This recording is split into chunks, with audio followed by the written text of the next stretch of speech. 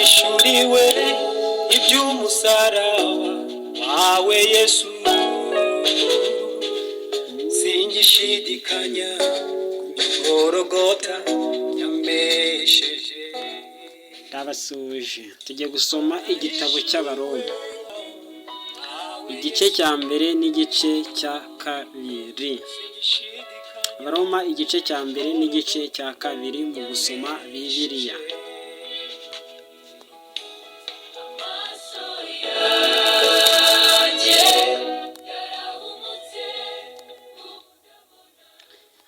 Abaroma igice cya mbere.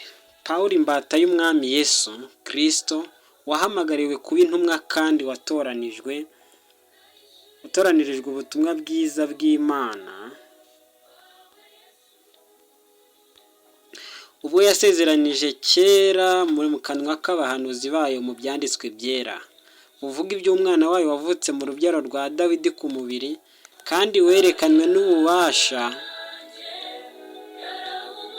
werekanwe n'ubushobozi ko ari umwana w'Imana mu buryo bw'umwuka wera, bigahamywa no kuzuka kwe.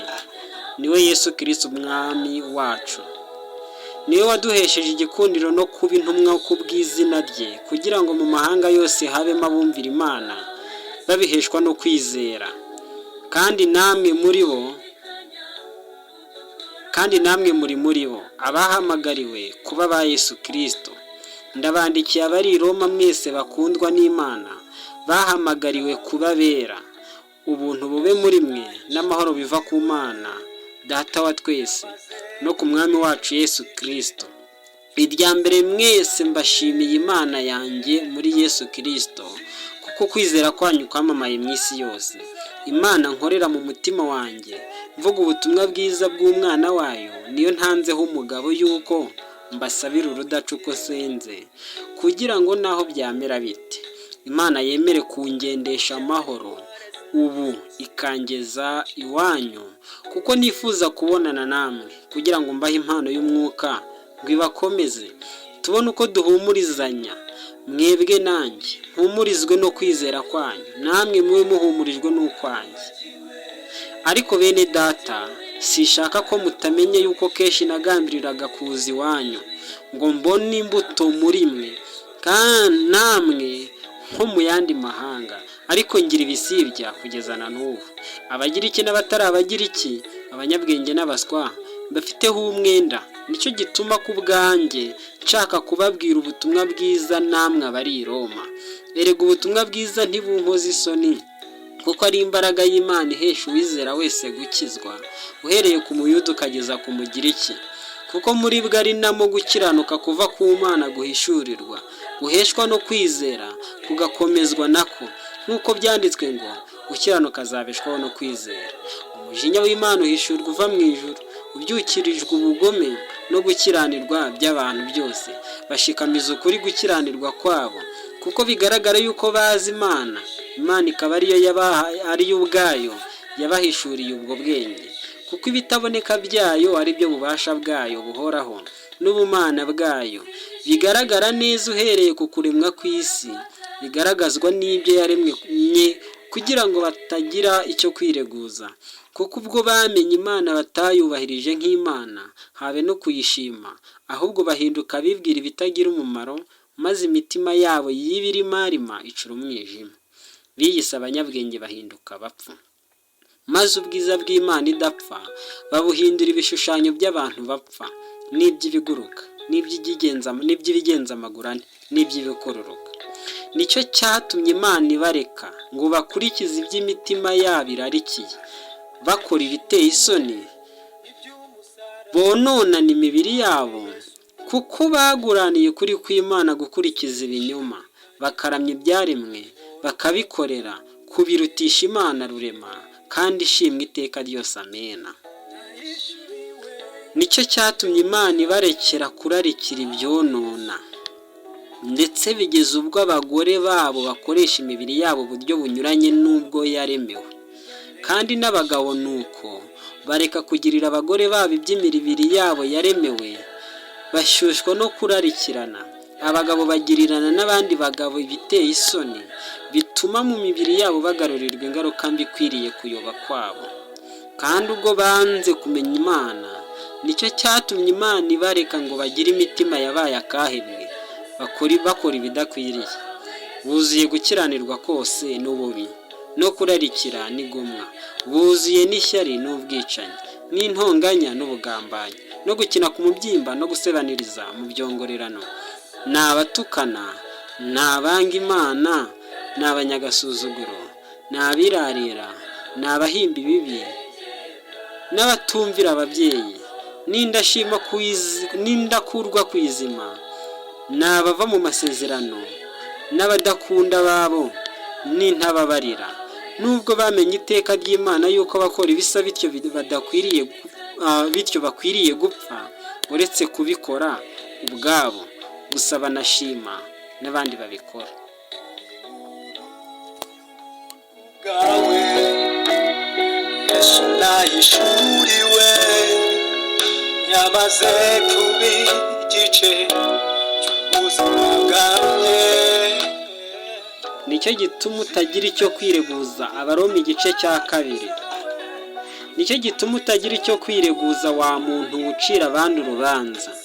Ubwo ucira undi rubanza uba witsindishirije, kuko wowe umucira urubanza ukora bimwe n'ibyo akora. Ariko tuzi yuko iteka Imana izacira ku bakora bene ibyo ari iry'ukuri. Wowe muntu ucira urubanza abakora bene ibyo nawe ukabikora, mbese wibwira yuko uzakira iteka ry'Imana kandi usuzugura ubutunzi bwo kugira neza kwayo n'ubw'imbabazi zayo n'ubwo kwihangana kwayo? Ntuzi yuko kugira neza kw'Imana ariko kukurehereza kwihana? Ariko kuko ufite umutima unangiwe utihana, wirindirije umujinya uzaba ku munsi w'uburakari ubwo amateka y'ukuri Imana azahishurwa, kuko Imana izitura umuntu wese ibikwiriye ibyo yakoze. Abashaka ubwiza n'icyubahiro no kudapfa, babishakisha gukora ibyiza badacogora, izabitura ubugingo buhoraho. Ariko abafite imitima ikunda kwirema ibice ntibumvire iby'ukuri, ahubwo bakumvira gukiranirwa, izabitura umujinya n'uburakari n'amakuba n'ibyago. Nibyo izateza umuntu wese ukora ibyaha, uhereye ku Muyuda ukageza ku Mugiriki.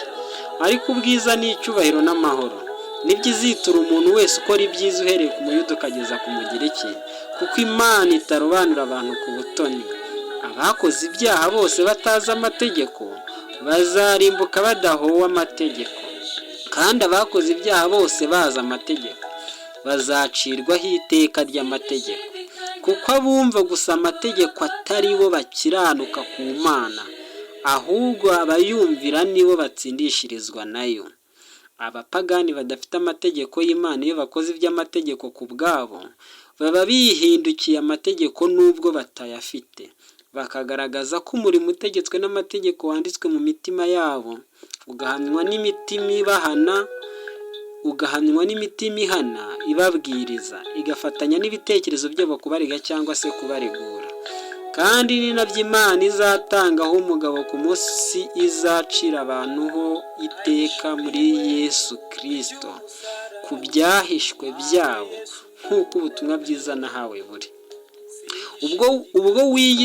Ubwo witwa umuyuda ukiringira amategeko, ukirata Imana ukamenya ibyo ishaka, ukarobanura iby'ingenzi kuko wigishijwe iby'amategeko, ukizigira yuko uri umurandasi w'impumyi n'umucyo w'abari mu mwijima, n'umubwiriza w'abanyabwenge buke, n'umwigisha w'abana. Kuko mu mategeko ufite icyitegererezo cy'ukuri n'ubwenge kibonerwa muri yo. Mbese wigisha abandi ntiwiyigisha? Ko uhana kwiba nawe ukiba? Ko uvuga ngo ntugasambane nawe usambana? Ko wanga ibishushanyo bisengwa nawe ukanduza urusengero? Ko wirata amategeko nawe ugayishisha Imana kuyacumura? Izina ry'Imana ritukwa mu bapagani ku bwanyu nk'uko byanditswe. Ni koko gukebwa kugira icyo kumara iyo witondeye amategeko, ariko nucumura amategeko gukebwa kwawe kuba guhindutse kudakebwa. Mbese utakebwe n'itondero ibyategetswe n'amategeko, kudakebwa kwe ntikuzamuhwanirizwa no gukebwa. Kandi utakebwa umubiri n'itondera amategeko ntazagutsindisha wowe ucumura amategeko kandi warakebwe ku mubiri. kuko ugaragara ko ari umuyuda atari we muyuda nyakuri, kandi gukebwa kugaragara ku mubiri atari ko gukebwa nyakuri, ahubwo umuyuda wo mu mutima niwe muyuda, kandi gukebwa ko mu mutima n'umwuka kutari uk'umubiri niko gukebwa nyakuri. Umeze atyo ntashimwa n'abantu ahubwo ashimwa n'Imana. Igice cya 2 cy'Abaroma nacyo kirarangiye. ubuzima bwanjye zifite imbabazi zawe nziteka wampaye, singicirwa witeka umutima wanjye, urya n'indwara zanjye zose zaciriwe